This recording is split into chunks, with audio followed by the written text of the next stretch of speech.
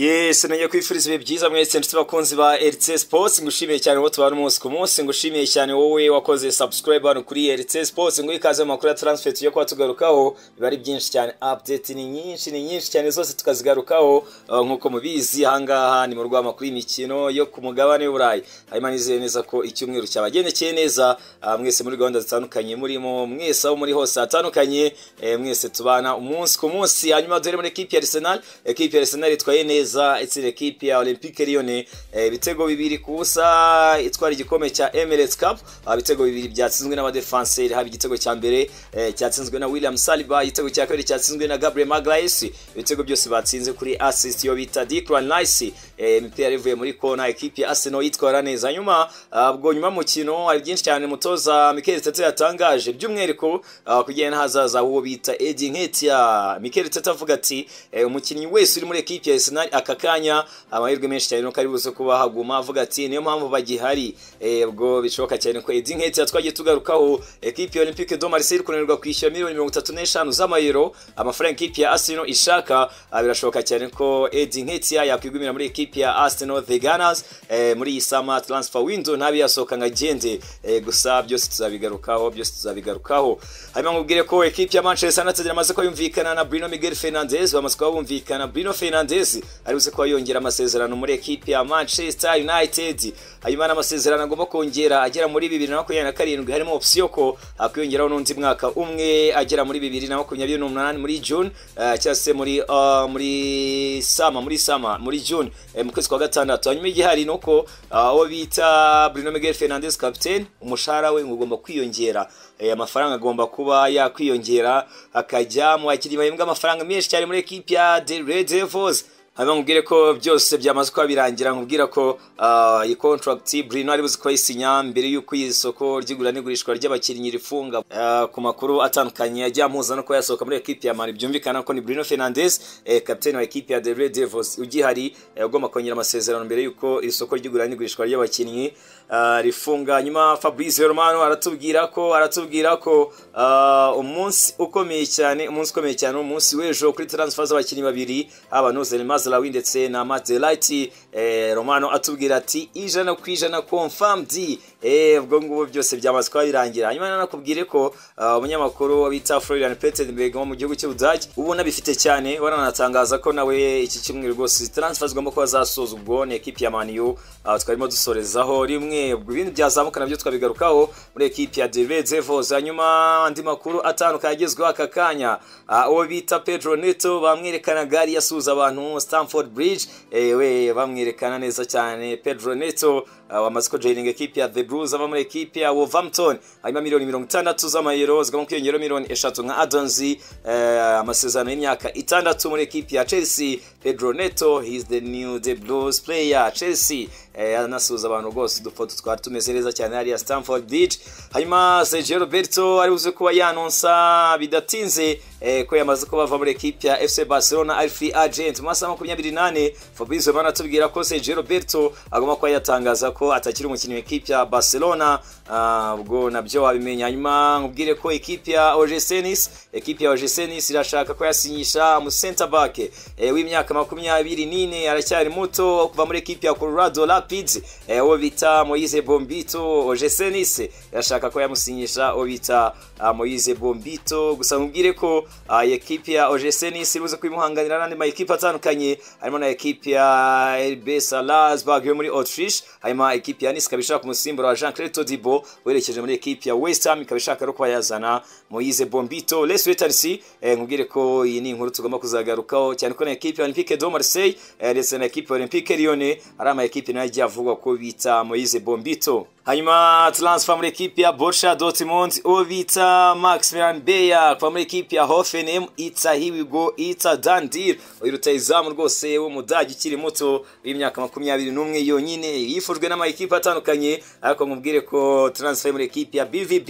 it's a done deal. $30 z'amayero niyo mafaranga equipe ya Borussia Dortmund yishyuye muri equipe ya Hoffenheim kuri uyu mupeti w'umuhanga cyane. Hanyuma akaba agomba gukora medical test, hanyuma agasinya amasezerano agera mu mwaka wa 2029. 19 nkuko Florian Pettenberg abitubwira uyu munyamakuru dukesha amakuru menshi cyane ara mu gihugu cy'Ubudage aratubwira ko iyi transfer yamaze kubirangira yo bita Max Fernandes muri equipe ya Borussia Dortmund. Hanyuma mubwire ko all documents zose bamaze kuba bazisinya kuri Konagaraga. Hanyuma Konagaraga agomba kuba yatangazwa nk'umukinnyi mushya w'ikipe ya Atletico Madrid. Hanyuma amakuru akanavuga ko biruze kuba biba official, hanyuma bakaza kurikizaho uwo bita Julian Alvarez ndetse n'abandi bakinnyi batandukanye. Ubwo byumvikana ko equipe ya Atletico nayo yasozaga aya madiro. Ni mu gihe Jonathan Tah ibyo yifuza ntabwo birahinduka, arashaka kuva muri equipe ya Bayer Leverkusen. Hanyuma Jonathan Tah yamaze kuba yumvikana personal terms na equipe ya Bayern Munich mu mezi abiri ashize. Hanyuma kuri ngo Jonathan Tah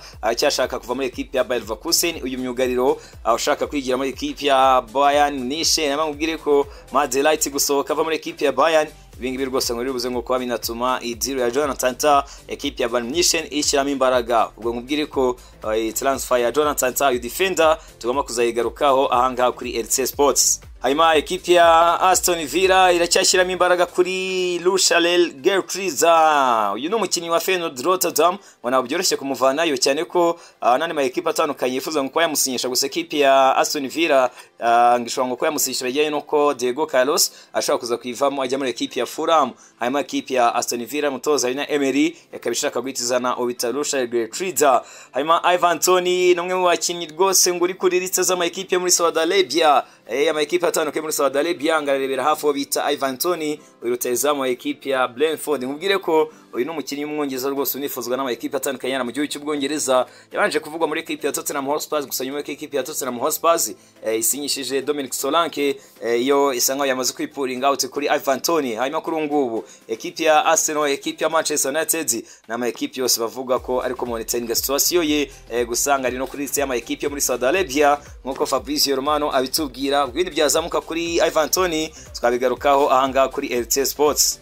Hanyuma Pep Guardiola agarutse ku gapeti kaganga cyane kagaragaye mu mukino equipe ya Manchester City yakinaga na equipe ya Manchester United final ya Community Shield bamwita Makati. Pep Guardiola avuga ati nabwiye Chiki Begiristain mubwira ko ntashaka ko anamutiza, ati sinshaka no kwa namugurisha, ati n'umukinnyi nkeneye cyane muri small spaces ngo nazajya mukoresha uwo bita Makati. Petite talent idasanzwe kuva muri academy equipe ya Manchester City. Guardiola avuga ati ngomba kuzamukoresha muri iyi season muri uyu mwaka w'imikino. Ni mu gihe Emerson Royal ku munsi w'ejo agomba kuba yatangazwa nyuma yo gukora medical test muri equipe ya AC Milan na Rossoneri. Hanyuma uyu mukinnyi ugomba kuva muri equipe ya Tottenham Hotspur ngubwire ko aribuze kwasinya contract y'imyaka 4 muri equipe ya AC Milan, harimo option ko akwiyongeraho andi masezerano byibuze y'undi mwaka akaba yagira muri 2029 kuri Emerson Royal. Uyu mu right back rwose ugomba kuba yatangazwa nk'umukinnyi mushya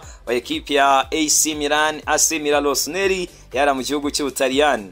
Hanyuma tukomeze kuri Nico Williams amakuru atangaza n'ikinyamakuru Mundo Deportivo aravuga ko Nico Williams ngo yemereye equipe ya FC Barcelona akagomba kuyerekezamo, ngo yavuze yes kuri equipe ya Barcelona. Wo wita Nico Williams no mpete equipe ya Atletico Bilbao ufite risk clause ya $58 z'amayero. Hanyuma nkuko mubizi muri summer transfer window yifurwe n'ama equipe atandukanye andi agenda yahakanira nka equipe ya PSG yarayihakaniye, yifurwe na equipe ya Arsenal, yavuzwe muri equipe ya Liverpool. Gusa ngere ko Nico Williams nkuko MD Mundo Deportivo ibitangaza impeti ngo yemereye equipe ya FC Barcelona akariyo equipe ya kwerekezamo. Let's wait and see. Tugize tere cyane ku muvandimwe we Inaki aramusaba ko yaguma muri equipe ya Atletico Bilbao. Ni mu gihe equipe ya Leicester City yamaze kuba itanga bid ku mpeti umanga cyane bamwita Fortis Ron DC. Equipe ya Leicester City ishaka ko yamusinyisha imika yango yatanze bid ya $23 z'amapaundi equipe ya Leicester City the Foxes. Hanyuma byinshi cyane bigezweho mu makuru y'imikino menshi cyane ara ku mugani burayi. Nkubwire ko tugereka kuri aka gakuru mubwire ko equipe ya Everton ishaka kuza gutangira season n'ubundi yakuweho amanota cyane ko iyi equipe n'ubundi ya breachinze Premier League Sustainability and Profitability Rules, ekipe ya Everton ishobora kuza kongera gutangira season yakuyeho amanota cyane ko mu mwaka w'imikino 2022-2023 ekipe rwose miliyoni 6,500 by'amapaundi ya breachinze ayo mategeko ya PSR kurongo ekipe ya Everton. Hakaba ari munye yuko ishobora kuba yatangira shampiyona uyu mwaka w'imikino yakuyeho amanota ekipe ya EVE de Toffees. Ubwo ngubwo tuzagenda tubigaruka ni mu gihe Ben Jacob atubwira ko Bisaka kugira ngo ave muri ekipe ya Manchester United kuko ne ekipe nkuko mubizi yareka kongeramo amasezerano yandi y'umwaka umwe. Hanyuma Aaron Bisaka uyu mu right back ngaribuze ngo kuba ahabwa payoff cyangwa se bivuze ko yishyurwa na ekipe ya Manchester United miliyoni 5 z'amapaundi kugira ngo abe yayivamo. Mubwire ko ni Bisaka ubuzwa na ekipe ya West Ham, hanyuma ekipe ya Man U ubwo nyuma yuko ifite Diego Dalo, nyuma yuko ekipe ya Man U Nozal Mazla wiribise kumusinyisha Bisaka agomba kuba yasohoka akagenda. Mubwire ko rero agomba kuba yahabwa payoff cyangwa se ekipe ya Man U agomba gutimwishyura miliyoni 5 z'amapaundi. Hanyuma dukomereza kuri Frankie de Jong. Frankie de Jong ni umukinnyi wa ekipe FC Barcelona. Amakuru yandikwa na Manchester Evening News aratubwira ko ekipe ya Barcelona ngiri kumwofaringa muri ekipe ya Manchester United wabita Frankie de Jong. Hanyuma nkubwire ko owners wa ekipe ya Man U inewose ngo barimo barareba iyi deal ngo bashaka kuba bayikora cyane ko babona ngo Frankie de Jong kuri experience afite ndetse n'ubuhanga afite ari umukinnyi wabafasha cyane muri Median. Hanyuma ngo bari kurebera hafi n'abashaka kuba bamusinyisha Frankie de Jong, Super Frankie wa ekipe ya Barcelona. Hanyuma mubwire ko ekipe ya Barcelona makuru avuga ko byibuze miliyoni 40 z'amayero ishobora kuba yafata kuri Frankie de Jong. Ubwo rero tugeze turebe mubwire ko iyi tugomba kuzayigarukaho. Hanyuma tugaruke kuwo bita Edu Gaspar ubutumwa bukomeye cyane yageneye abakunzi ba ekipe ya Arsenal, abafana ba ekipe ya Arsenal. Yavuze ati be patient, ati mwe mwihanganye, ati you won't be disappointed at the end of the transfer window. Ati ntabwo turibuze kuba tubatenguha ku mpera z'isoko ryigura n'igurishwa. Obita Edu Gaspar avuga ko rwose iri soko bari buze kuba bakora ibintu bikomeye cyane. You sporting director wa ekipe ya Arsenal ubwo rero tugeze tureye cyane ko ekipe ya Arsenal ishobora kuza kuba yakonfirma izindi deals zitandukanye byibuze obita Mikel Merino mediateur kuva muri ekipe ya Real Sociedad ndetse n'umwataka ekipe ya Arsenal ishobora kuba yasinyisha Edu akavuga ati rwose ko abakunzi ba ekipe ya Arsenal ntimugire ikibazo, ntabwo twaba disappointinga cyangwa se ntabwo twabatenguha, ati tuzabashimisha muri isoko ry'igura n'igurishwa ry'abakinnyi. Ubwo rero tugeze tureye cyane ko deal bamaze kuba bakora ni deal imwe yonyine yo bita Ricardo Carafiori cyangwa se ndetse na David Raya urusanzwe muri ekipe ya Arsenal bishyuye ekipe ya Brentford amafaranga yarasigaye. Gusa ubwo reka duteze turebe uko bizagenda. Mu ekipe ya Arsenal nakubwire ko wo bita Ricardo Carafiori yakenanga umukino we wa mbere muri muri Emirates Stadium. Rwose Ricardo Carafiori mu mukino wa ekipe ya Arsenal yakinaga bakina na ekipe ya Olympique Lyon muri Emirates Cup, akina game ye ya mbere kuri Emirates Stadium. Uwo bita Ricardo Carafiori matsinje muri ekipe ya Manchester United kuri outgoing cyase kwa kintu bivuga ko bashobora kuba basohoka muri ekipe ya Manchester United akakanya. Nkubwire ko Facundo Pellistri ngashobora kuba yajya muri ekipe ya Bologna akajyayo on loan. Facundo Pellistri nkubwire ko uyu nguyu ni umukinnyi w'umunya Uruguay uyu mpetsi ukina muri ekipe ya Manchester United. Hanyuma Hanbal Mejibri kuri ubu ngubu rwose ngashobora kuba nawe yava muri ekipe ya Man U on permanent deal. Hari ama ekipe atandukanye mu gihugu cy'u Faransa ari kumwifuza cyangwa se ari kugenda avugwa mu Hanbal Mejibri. Ubwo ruteze tureba. Hanyuma Victor Nelson Lindelof nawe ashobora kuba yasohoka cyane, ashobora kuba yasohoka ngo hari amahirwe yuko abakinnyi uko ari batatu bikunze bagurishwa mbere yuko transfer window irangira cyangwa se biroko isoko rifunga rirangira. Ubwo tuzakomeza kugenda tubagarukaho updates zitandukanye muri ekipe ya The Red Devils Manchester United. Hanyuma twinjiye muri ekipe ya Liverpool y'umutoza Arne Slot. Nkubwire ko ekipe ya Liverpool amakuru ari nuko umutoza Arne Slot ngamaze nko kubashyira uwo bita Adrien Rabiot y'umufaransa ukina hagati mu kibuga y'imyaka 29 yamaze kubamushyira muri liste y'abakinnyi yasinyisha muri isama obita Adrien Rabiot. Hanyuma ngo intention cyangwa se ngo ubushake bwe bwa mbere ngafite no gusinyisha abakinnyi bakiri bato, ariko Adrien Rabiot kuri experience afite ku buryo ari umukinnyi mwiza ngo yamwongeraho muri equipe ya BLUES-CITY-KOPS obita Arne Slot. Bro teze turebe cyane ko umukinnyi uri kuvuga muri equipe ya Liverpool.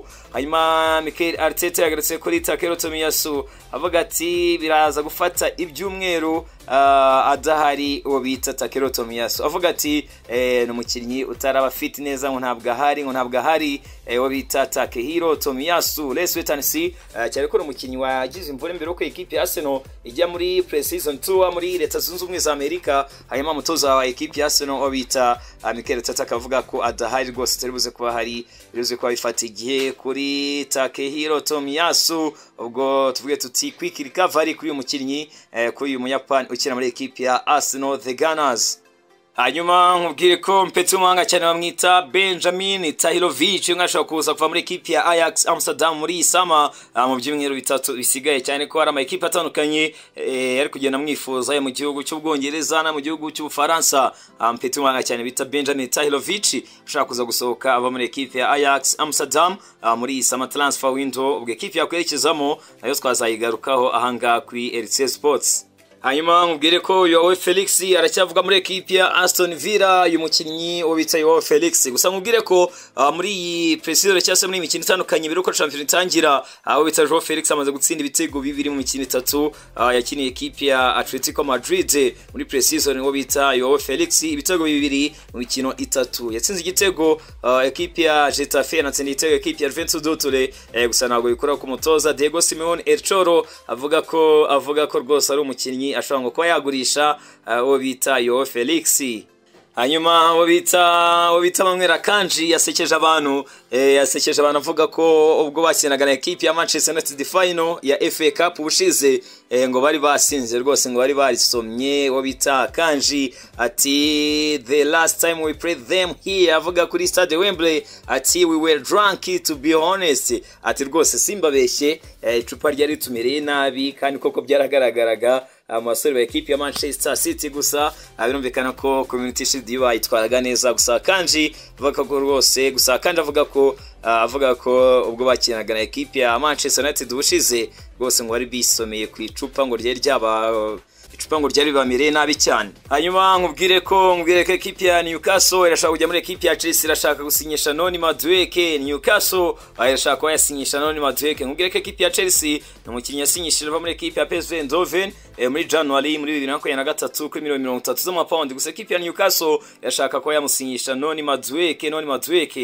Ubwo dutegeze cyane ko equipe ya Newcastle ngiri kwitegura igenda ry'abakinnyi bandi batandukanye. Hanyuma kuri ngubu wenda ifite Harvey Barnes, gusa equipe ya Newcastle ngo yanasinyisha Noni Madueke wa equipe ya The Blues. Equipe ya The Blues yakonfirmaga deal ya Pedro Neto nkuko twano tubigarukaho kuri ngubu rero Talk Sport bakatubwira ko equipe ya Newcastle yashaka guhita muri The Blues kuvana iyo Noni Madueke. Let's wait and see icyazamuka cyose kuri transfer twakigarukaho. Hanyuma twinjire muri Manchester Evening News, ikinyamakuru cyera mu wa Manchester kitubwira ko equipe ya Manchester City yagomba gushaka umusimbura wa Julian Alvarez.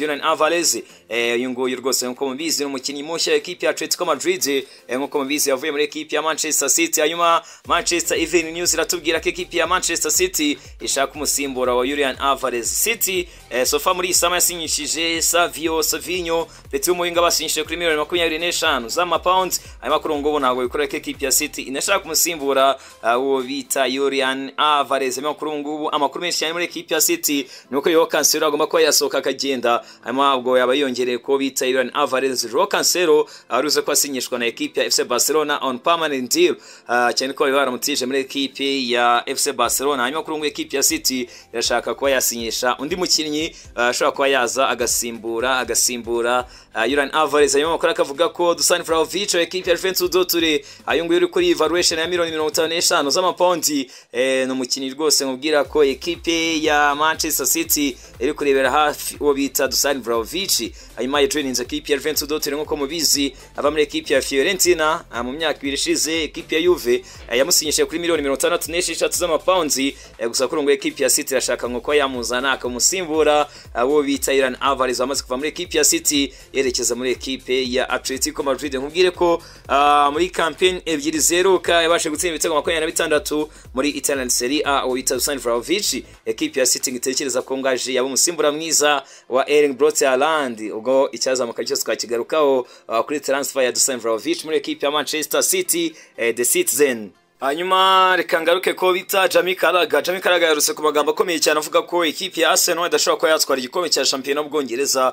Jamie Carragher avuga ko ikipe ya Arsenal rwose ngubwo bushobozi ngo ntabwo ubita Jamie Carragher avuga ati ngarabone ikipe ya Arsenal ndetse na ikipe ya Manchester City ari ma ikipe ngo yahanganira igikombe ariko igikombe kigatwarwa na ikipe ya Manchester City. Avuga ati abantu benshi cyane kuvuga ikipe ya Arsenal cyane ko imaze imyaka hafi nk'ibiri ikomanga ku gikombe irafi kwa yagitwara cyangwa se isa nkaho yegera gutwara Premier League ariko akakanya iyo ndebye abakinyi nka Kevin De Bruyne nkabona Erling Braut Haaland nkareba Phil Foden nkareba Bernardo Silva ati ndatekereza ko ikipe ya Arsenal ngo abo bakinyi nkabo ngabo ntabo ifite.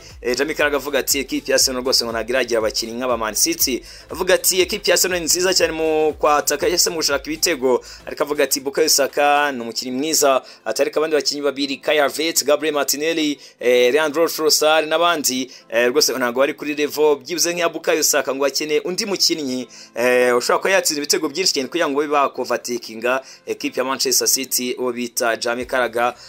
Ukabibona ukabitangaza ngo equipe ya Arsenal ngera undi mukinyi ushobora ko yatsinda ibitego kugira ngo ibe yatwara iyo Premier League. Ese nayo kubibona ubwo twaganira. Hanyuma ruteza mu Nigeria ubita Victor Osimhen nkubwire ko numwe mu bakinyi abantu bari kure command equipe ya Arsenal bavuga bati usinyishije Victor Osimhen nka nimero 9 ubwo turimo turagaruka kuri Gianluca Di Marzio ngo yabari signing nziza cyane kuri equipe ya Arsenal obita Victor Osimhen. Nkubwire ko Victor Osimhen ubwo batwaraga igikombe cya shampiyona yabashe gutsindira equipe ya Napoli ibitego bitari bike yabashe kwitsindira ibitego 26 mu mikino 32 muri Italian Serie A obita Victor Osimhen. Ari mu mwaka w'imikino 2022-2023 obita Victor Osimhen ni mu bakinyi bitwaye neza cyane muri equipe ya Napoli. Hanyuma last season yabashe gutsinda ibitego 17 mu mikino 32 yakiniye equipe ya Napoli. Abantu bakavuga bati iramutse sinyishe rutayezamu nka Osimhen ushobora gutsinda ibitego byibuze biri hejuru ya 20 ari rutayezamu wenda equipe ya Arsenal ya challenginga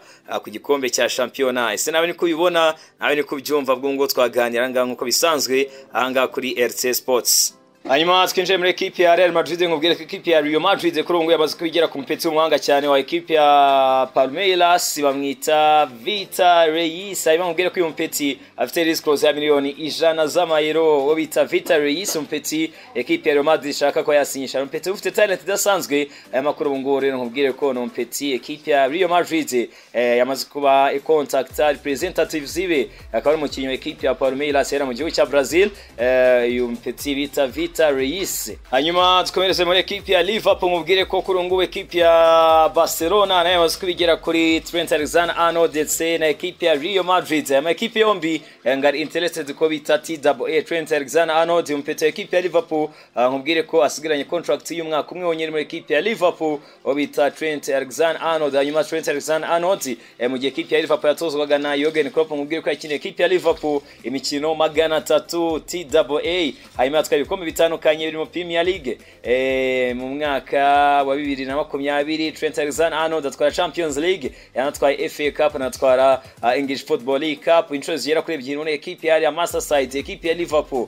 Gusa mbwire ko uyu mukinnyi utarongera amasezerano mbwire ko uyu mukinnyi utarongera amasezerano muri equipe ya Liverpool yifuzwa na equipe ya FC Barcelona ndetse na equipe ya Real Madrid. Nane equipe iri ko monitoringa situation yo muri equipe ya Liverpool. Hanyuma se wenyine muri equipe ya Kops cyane ko Virgil van Dijk nawe yinjiye mu mwaka w'anyuma w'amasezerano muri equipe ya Liverpool. Virgil van Dijk equipe ya Liverpool yanakina umukino wa gishuti itwara neza itsinda equipe ya Sevilla. Kuri ubu ngubu contract ya Virgil van Dijk kabizarangira muri 2025 ndetse niya Trent Alexander-Arnold ndetse na Mohamed Salah Al-Ghali. Hanyuma amakuru akaba havuga ko equipe ya Liverpool igomba gukora kubijyanye n'ahazaza habo bakinyi kuba keepinga cyangwa se kuba bamenya ibijyanye n'ahazaza habo muri equipe ya Liverpool. Ibindi tuzagenda tubigarukaho ahanga kuri RC Sports. Hanyuma makuru yacu twakomeretse muri equipe ya Fulham mubwire ko equipe ya Fulham umutoza Marco Silva yamaze kubitanga bids muri equipe ya Crystal Palace ko bita Joachim Andersen miliyoni 20 z'amapaundi niyo bid equipe ya Fulham yatanze ko bita Joachim Andersen. Gusa equipe ya Crystal Palace amakuru arakavuga ko uyu mukinnyi munya Denmark w'imyaka 28 yifuzamo miliyoni 40 z'amapaundi kuri Joachim Andersen. Let's wait and see duteze turi ubwo ikindi cyazamuka kuri transfer ye cyane ko na equipe ya Fulham ifuza ko yamusinyisha twabigarukaho ahangaha kuri RC Sports. Hanyuma nanakubwire ko Julian Araujo muri equipe ya FC Bournemouth dire yamaze kwirangira aba muri equipe ya FC Barcelona. Equipe ya FC Barcelona ikaba yahawe miliyoni 10 z'amayero kuri umupeti nyaka 22 w'umunya Mexico mu right back. Rwose dire yamaze kuba irangira akaba asinya amasezerano y'imyaka 5 muri equipe ya AFC Bournemouth y'umutoza Anthony Iraola uwo bita Julian Araujo. Hanyuma equipe ya Manchester United ngubwire ko nyuma yo gusinyisha Obita Delight ndetse na Nuzer Mazlawi idiro niza kubisoza ambwire ko equipe ya The Red Devils ibuze kubikoresha amafaranga agera kuri miliyoni 272 n'ibihumbi 400 by'amayero mu bakinyi byibuze batanu batojwe no bita Erik ten Hag muri equipe ya Ajax Amsterdam mu gihe cy'imyaka 2 yonyine. Ubwo ngubwo ngubwire ko Obita Anthony basinyisha bavana muri equipe ya Ajax bamutanze miliyoni 95 z'amayero. Obita Lisandro Martinez bamutanze miliyoni 57 n'ibihumbi 800 by'amayero. Andre Onana nawe babanye muri equipe ya Ajax bamutanze miliyoni 50 z'amayero. Hanyuma Delight miliyoni 50 z'amayero bagomba kumutangaho. Nuzer Mazlawi miliyoni 20 z'amayero bagomba kumutangaho. Ngubwire ko abakinyi byibuze batanu equipe ya Man U banabanye n'umutoza Erik ten Hag muri equipe ya Ajax iribuze kuba ibatanze amafaranga arenga miliyoni 270. Ese izi signing wazilatinga gute? Ubwo nawe ushaka batubwira tukiganirira ahanga kuri RC Sports mu rwama kuri mikino yo ku mugabane burayi. Nkubwiye ko nka Delight 2016 ya joininze equipe ya Ajax first team. Hanyuma 2017 equipe ya Ajax ititwara igikombe cya championa. Hanyuma 2019 Delight joining equipe ya Juventus Dortmund. 2020 equipe ya Juventus Dortmund itwara igikombe cya championa. Hanyuma 2022 joining equipe ya Bayern Munich. Hanyuma 2023 Bayern Munich equipe ya Bayern Munich itwara igikombe cya championa. Hanyuma 2024 joining equipe ya Manchester United bita Delight.